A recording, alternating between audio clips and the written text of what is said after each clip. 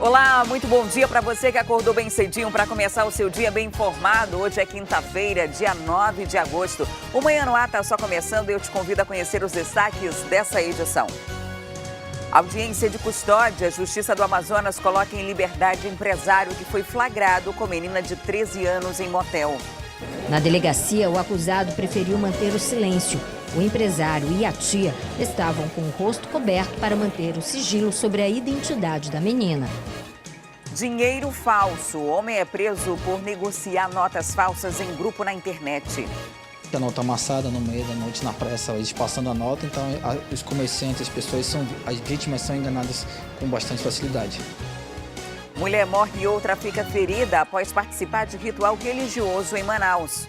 Esse caso em específico exige, sim, o acompanhamento do Ministério Público Federal e os culpados não podem ficar isentos de responderem por este crime. E no quadro Mais Saúde, o aumento no índice de mortalidade infantil. Saiba por que esse número cresceu nos últimos anos. A gente traz ainda dicas de formação profissional e vagas de emprego. Isso e muito mais a partir de agora. Manhã no Ar, seu dia começa aqui.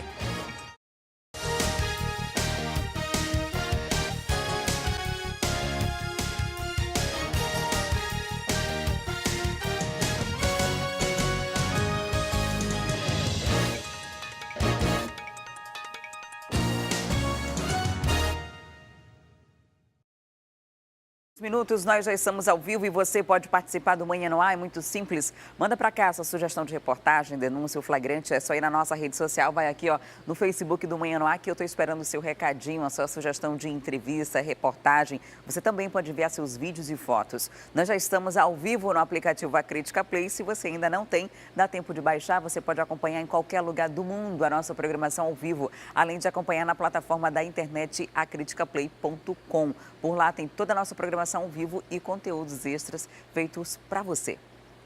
E a gente começa essa edição falando de mais um caso da área policial. Por muito pouco, um homem e um adolescente não foram linchados no São José, na Zona Leste, na manhã de ontem. Os moradores amarraram a dupla e espancaram. Segundo a Polícia Militar, eles estavam realizando arrastões no bairro. A PM livrou os suspeitos de serem mais duas vítimas do Tribunal das Ruas.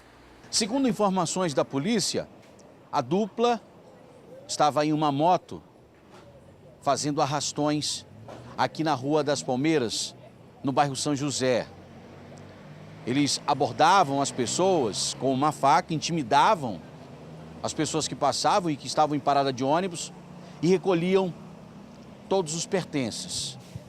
Só que numa dessas, a vítima reagiu. Foi quando outras pessoas viram a situação e resolveram fazer justiça com as próprias mãos. Começaram a agredir os dois criminosos. Eles foram amarrados pela população, como mostram as fotos que foram enviadas para a nossa equipe de reportagem. Eles agrediram, bateram muito nos criminosos, até a chegada dos policiais aqui da 9ª SICOM.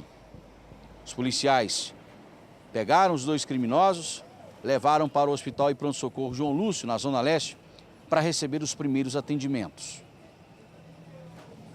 O menor, que estava na garupa, com uma faca ameaçando as pessoas, após ser atendido pelos médicos no João Lúcio, foi trazido aqui para o 9º DIP, onde foi ouvido pela autoridade policial. O maior continua internado no Hospital João Lúcio. Ele foi identificado como Júlis Cordeiro da Silva, de 29 anos. Inclusive, a polícia informou que Júlis já tem várias passagens por vários crimes. Júlis já responde por porte legal de arma de fogo e adulteração de sinal identificador de veículo. São 2 delitos que ele responde e com esse daí já vai ser o terceiro, né? Pelo menos que nós tenhamos conhecimento. Delegado, se algumas vítimas quiserem denunciar até pelo telefone, tem algum número que as pessoas possam ligar aqui para o 9º DIP para fazer denúncia e contar com o apoio da polícia? Sim, as pessoas aqui do bairro São José podem nos procurar aqui diretamente aqui na delegacia, podem também entrar através do nosso Disque Denúncia, o 181, que ela não vai se identificar, não precisa se expor de forma alguma, como também pode comparecer aqui e procurar qualquer um dos nossos investigadores e fazer a sua respectiva denúncia. Presta atenção nessa história. Ontem a gente falou aqui sobre um empresário preso dentro de um quarto de motel com uma menina de 13 anos. A tia da vítima também foi presa. Ela também estava no quarto e é suspeita de forçar a adolescente a se prostituir. A delegada responsável pelo inquérito que investiga esse crime deu detalhes desse caso em coletiva de imprensa. Este caso já estava sendo investigado pela Delegacia Especializada em Proteção à Criança e ao Adolescente. Na tarde desta terça-feira, uma denúncia anônima acabou informando para a Polícia Civil onde o crime estava acontecendo. A denúncia trata de uma menina de apenas 13 anos que era levada a cometer prostituição infantil estimulada pela própria tia. A Polícia Civil tinha a informação de que a tia acompanhava a garota até os motéis. Ela chegava a sentar no banco do passageiro junto com os clientes para não despertar qualquer tipo de suspeita nesses estabelecimentos comerciais. A menina, menor de idade, ia no banco de trás, escondida para que ninguém visse. Enquanto o programa era feito, a tia se escondia no banheiro. Na tarde dessa terça-feira, a denúncia anônima feita para a Polícia Civil foi um pouco mais específica. Foi a de que a menina já estaria em um motel que fica aqui no bairro Monte das Oliveiras. Quando a polícia chegou até o local, flagrou um empresário do setor de vigilância, que era o cliente. Além dele ser preso em flagrante e ser levado para a delegacia junto com a tia da menor, foi encontrado dentro do carro desse empresário a quantia de R$10 mil. A Polícia Civil pretende estabelecer qual é a origem desse dinheiro, já que é incomum que uma pessoa ande com uma quantia tão grande dentro do próprio veículo. O cliente foi identificado como Fabian Neves dos Santos, de 37 anos. Na delegacia, o acusado preferiu manter o silêncio. O empresário e a tia estavam com o rosto coberto para manter o sigilo sobre a identidade da menina. Foi confirmado que a própria vítima resolveu denunciar os abusos que sofria. Não foi a primeira vez que a menina se viu obrigada a manter relações sexuais com homens a mando da tia. A aliciadora chegou a pedir que a garota conversasse com colegas de classe para saber se outras meninas gostariam de fazer o mesmo tipo de serviço. Essa menor já tinha sido afastada da mãe biológica por problemas familiares. A guarda dela pertence ao tio, que não sabia que a própria mulher estava levando a menina para o caminho da prostituição. Cansada dos abusos, a menor resolveu conversar com a direção da escola e contar tudo aquilo que estava acontecendo. E foi assim que a denúncia chegou na delegacia especializada. O depoimento dela é bem contundente, não era a primeira vez e ela não suportava mais a vida que estava levando. Então, nós resolvemos intervir ontem para dar um basta na situação de violência que essa criança estava sofrendo. Bom, eles estão indiciados, né, como eu falei, por estupro de vulnerável e favorecimento à prostituição. Serão levados à audiência de custódia e, dependendo do judiciário, permanecerão presos ou serão soltos. E sabe o que o judiciário decidiu? Decidiu colocar em liberdade, isso mesmo. Na tarde de ontem, durante uma audiência de custódia, o juiz Celson Souza de Paula confirmou o flagrante da Polícia Civil e determinou que os suspeitos respondam em liberdade, sendo monitorados por tornozeleira eletrônica. O juiz justificou que o crime não foi cometido mediante violência real, mas presumido. É quando não acontece, né? De acordo com o flagrante aí que foi feito pela polícia. E diante desse cenário, essas pessoas que cometeram esse crime absurdo estão livres. Estão livres de responder o crime em liberdade, com tornozeleira eletrônica. E quem fica com a vida totalmente modificada é essa garota de 13 anos que já vive um trauma desde a sua infância. Para você ter ideia, essa menina foi abusada sexualmente pelo pai. A mãe dela seria usuária de drogas. Aí ela foi morar com os tios para ter uma família, para ter alguém que cuidasse. E essa tia, que tinha a guarda legal dela, né, responsável por essa menina de 13 anos, começou a fazer todo esse esquema de prostituição, forçar a menina a se prostituir. Desesperada, ela procura a escola, como você acabou de ver aí, para ter uma ajuda. O caso já vinha sendo investigado, é reincidente.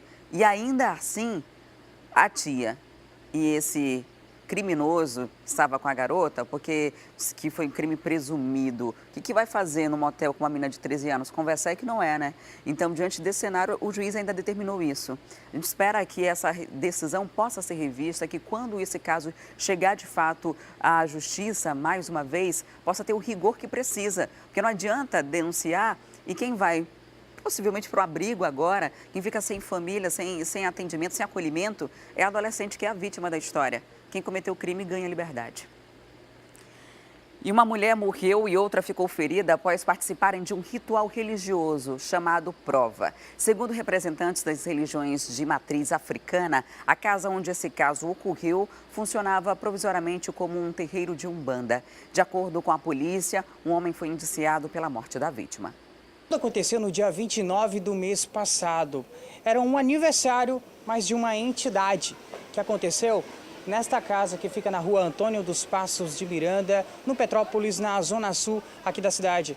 Por volta do meio-dia, as pessoas que praticam umbanda vieram para cá e, segundo as investigações da polícia, durante boa parte desse dia, quem estava aqui ingeriu bastante bebida alcoólica. Por volta das 8 horas da noite, houve já as pessoas que estavam lá, algumas possuídas por entidades, cada uma por uma entidade passou a questionar a veracidade da outra, né? Então, decidiram pôr à prova essa questão e a Luísa, teoricamente possuída, pegou uma garrafa de álcool e quis pôr à prova. Qual seria a prova? Andar pelo chão em chamas e não se queimar. E nessa de pôr à prova, passou a discutir com a entidade do Giovanni e com isso o álcool se derramou em várias pessoas que estavam ao redor e a Luísa, possuída por sua entidade, puxou o isqueiro e acendeu. A garrafa explodiu, queimando o rosto da Luísa e de uma senhora Mara, que estava ao lado, que teve a parte de trás do corpo toda queimada também. No dia que tudo aconteceu, Luísa Barros Aguiar teve boa parte do corpo queimado. Por isso, ela foi levada ao Hospital de Pronto-Socorro 28 de agosto, onde ficou internada até ontem, quando veio a óbito. Uma outra pessoa também acabou tendo algumas queimaduras pelo corpo, mas conseguiu se livrar da morte. A prova do fogo, ela não é exclusiva dos terreiros de matriz africana. Ela existe no budismo, ela existe em várias outras religiões, mas as pessoas, antes de se submeterem a isso, elas são preparadas. Elas passam por ritos de iniciação e tudo mais. E antes de se submeterem à prova naquele dia, naquele momento, elas são preparadas e elas entram na prova se querem ou não, o que não foi este caso. Esta senhora não estava na casa dela, ela estava como convidada em um terreiro que não tinha legitimidade, não está registrado em nenhuma das federações que nós conhecemos, não está dentro do mapeamento e georreferenciamento feito pela Aratrama, ou seja, é mais um daqueles locais que surgem da noite para o dia. Então foi um ato irresponsável, um ato criminoso. Nós estaremos formando uma comissão para irmos até o Ministério Público Federal, porque os povos e comunidades tradicionais de terreiro de matriz africana são protegidos por legislação internacional, legislação federal, que é o Decreto-Lei 6040, a Lei 12.288. O Ministério Público Federal tem a incumbência de acompanhar todas as situações que envolvem esses povos tribais e povos indígenas. Então, no nosso caso, nós, de fato e de direito, somos povos tribais. Então, esse caso em específico exige, sim, o acompanhamento do Ministério Público Federal e os culpados não podem ficar isentos de responderem por este crime. A polícia já sabe que no dia do ritual religioso, uma filha dela estava presente, mas durante um interrogatório, ela disse que não viu quando tudo começou, quando a mãe teve ali o corpo incendiado. Só viu depois que aí sim ela conseguiu prestar socorro. Agora, delegada, o Giovanni, que participou dessa situação, desse imbróglio, que teoricamente estava possuído por um espírito, que foi quem questionou a Luísa, ele vai ser indiciado? Qual é a participação dele nessa situação? Como a minha função é estritamente legal, não cabe a mim julgar essa questão de entidade, né, de religião. Então, assim, eu indiciei ele por lesão corporal seguida de morte e caberá ao juiz decidir, analisando essa questão religiosa, filosófica e legal que envolve o caso, né? E um jovem que vendia dinheiro falso por um aplicativo de mensagens instantâneas foi preso. Ele mantinha um grupo nesse aplicativo e nele negociava a venda e a entrega das notas falsificadas. Os policiais do 13º DIP conseguiram chegar até esse estelionatário após receberem informações de que um homem estaria entregando um malote de dinheiro, uma quantia de R$1.000 em notas falsas, ali nas proximidades da Feira do Produtor, no bairro Jorge Teixeira, na zona leste de Manaus. Após checarem todas as características, eles conseguiram chegar no Ramon Pérez Pereira, de 18 anos de idade. O delegado Raul Neto, titular do 13º DIP, ele iria lucrar com toda essa quantidade de dinheiro, cerca de R$500. Sim, estamos investigando a possibilidade do Xande fazer parte de uma associação criminosa em que domingo foi preso quando estava com a quantia de R$2.300 falsos, né? Hoje, após denúncia, nós prendemos a quantia de R$1.000, que segundo ele declarou, ele ia vender por R$500. Na hora ele não ofereceu nenhuma resistência, foi uma prisão tranquila, ele também não tem passagem pela polícia. Não, é o primeiro crime dele, cometeu, jovem de 18 anos. Praticou o crime, entendeu? Temos muita denúncia de pessoas que estão passando notas falsas aqui no comércio da Zona Norte de Manaus. É um clamor dos comerciantes que estão pedindo para que essa prática seja combatida.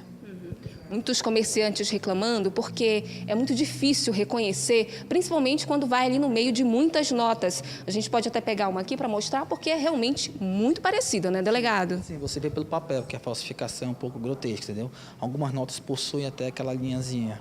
Mas normalmente eles conseguem passar esse dinheiro no meio de outros. Sim, isso à noite, a nota amassada no meio da noite, na pressa, eles passando a nota, então os comerciantes, as vítimas são enganadas com bastante facilidade. Os comerciantes, então, a orientação é para que, se eles estão ali no dia a dia, se eles virem uma nota falsa, reconhecerem e entrarem em contato com a polícia. Sim, muito cuidado na hora de conferir, principalmente notas altas, entendeu? Que a prática desse crime está sendo corriqueira aqui na Zona Norte. O que acontece com Ramon agora? Ele será indiciado e o procedimento será encaminhado para a Justiça para ele possa responder pelo crime de estelionato.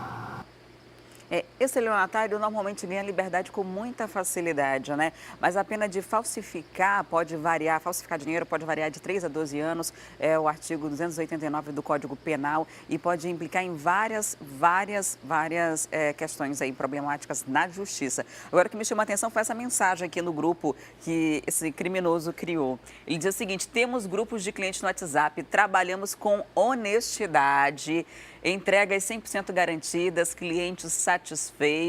E aqui tem ainda os detalhes de como fazia, né? Os preços especiais, tinha até combo, pacote aí para você comprar dinheiro falsificado, né? Você pedia 1.000, pagava R$500, mas dependendo do valor, variava ainda, né? E o grupo que ele criou no WhatsApp, quem faz uma coisa dessa, sabe dessa fragilidade que é a legislação brasileira e de que logo mesmo que fosse pego, estaria em liberdade. O prejuízo fica mesmo para o comerciante, que naquele dia a dia, no meio coloca o dinheiro ali todo embolado, falso no meio do real, ou às vezes são notas pequenas, né? Você nem suspeita que há uma falsificação. Normalmente, quando você vai num comércio que você dá várias notas de 100, é que o comerciante dá aquela olhadinha na luz, passa a caneta para saber se é real ou não. Mas se for notas miúdas, dificilmente isso acontece. E aí, na hora que vai depositar esse dinheiro no banco, pagar uma conta, é que o comerciante percebe que foi enganado. Então, é muito importante que haja esse tipo de fiscalização, de denúncia também, para que a polícia possa rastrear, né? E se você tiver informação de qualquer pessoa que esteja falsificando dinheiro, não seja omisso, denuncie, pode ligar para o 181, que é o telefone de denúncias da polícia aqui no Amazonas, né? Trabalhar com honestidade, né? Dinheiro falso faz nem sentido e ainda assim isso continua acontecendo na cidade, infelizmente. E ontem foi mais um dia marcado por violência aqui na capital. Um desses casos aconteceu lá na Cidade Nova, quando 3 suspeitos foram perseguidos pela polícia. O Fred Rocha está ao vivo e tem informações para a gente sobre esse caso.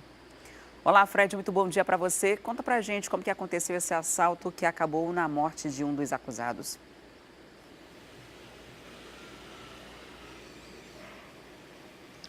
Muito bom dia, Adriane. Bom dia a todos. A vítima, estudante Raíza Pereira, de 25 anos, estava no carro dela quando recebeu uma luz alta de um outro veículo que vinha atrás. Então ela deixou o carro ultrapassá-lo.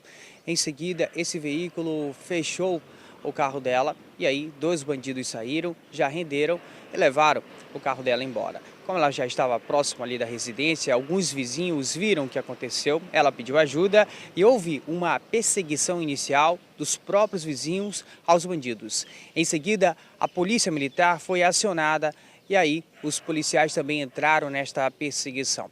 Foi aí que começou o tiroteio. 2 bandidos que estavam dentro do carro roubado da vítima dispararam contra os policiais. Um deles, o que estava dirigindo, acabou sendo alvejado e morreu ainda no local. O outro acabou preso. A polícia militar ainda fez buscas naquela área na tentativa de encontrar o outro criminoso que estava dirigindo o carro que tinha sido usado pelos criminosos ainda na abordagem inicial à vítima, mas ele não foi encontrado. Agora o caso vai ser investigado para tentar identificar este único suspeito que não foi preso. Adriane.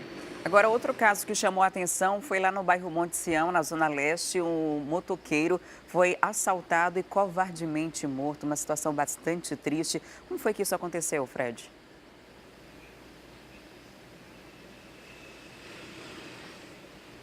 É outro caso que precisa de uma investigação mais aprofundada. As testemunhas contam que a vítima estava a bordo da motocicleta quando outros 2 criminosos tentaram roubar a moto dele, que também esses bandidos, segundo informações, estavam em uma moto da mesma forma, bem parecido com as circunstâncias do primeiro caso. Só que no caso, a vítima decidiu fugir. Só que depois de ser perseguida, então, em um determinado perímetro, então ela decidiu parar. Só que quando parou, os criminosos que estavam perseguindo já foram atirando, não deram qualquer chance de defesa. Uma pastora que passava pelo local no momento do crime, viu como tudo aconteceu e contou ali às pessoas que estavam próximas, inclusive a polícia, exatamente desta forma. Agora, o que não está esclarecido é se foi um latrocínio, um roubo seguido de morte, já que depois que a vítima foi morta, a moto dela foi levada, ou se foi de fato uma execução.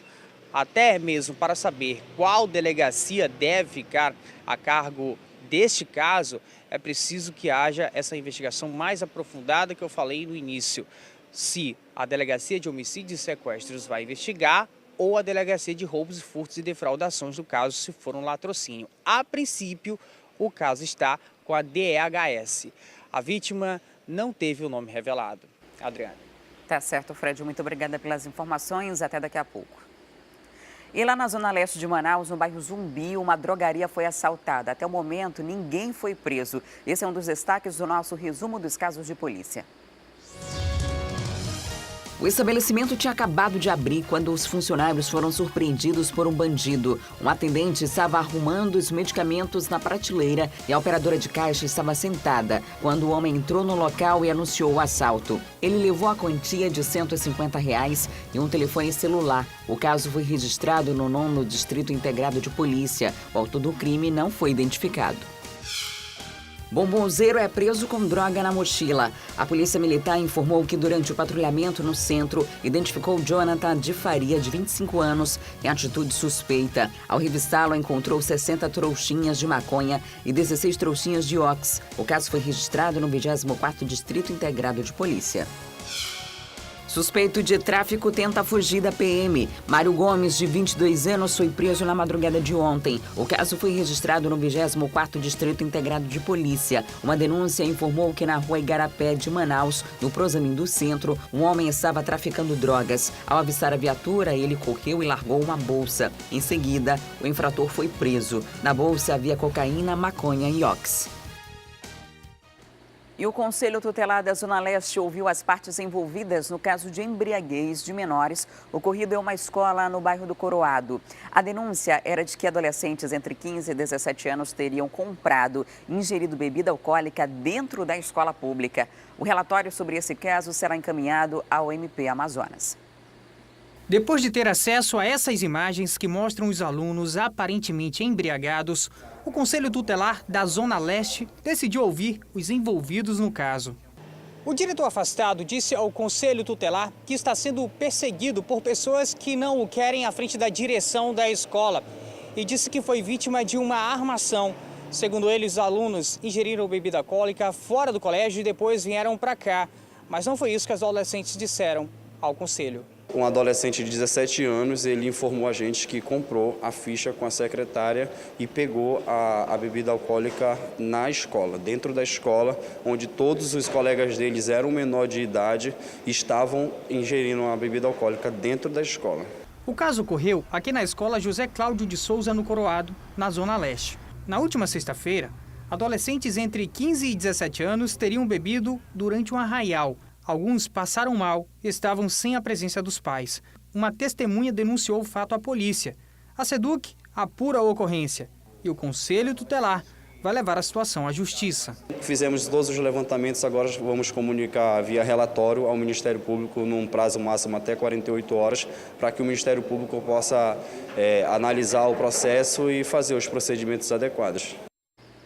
E depois do intervalo, a gente tem oportunidade de informação, as notícias de comunidade e a nossa interação ao vivo com a Rádio FM O Dia. Não saia daí que a gente volta em instantes. Até já.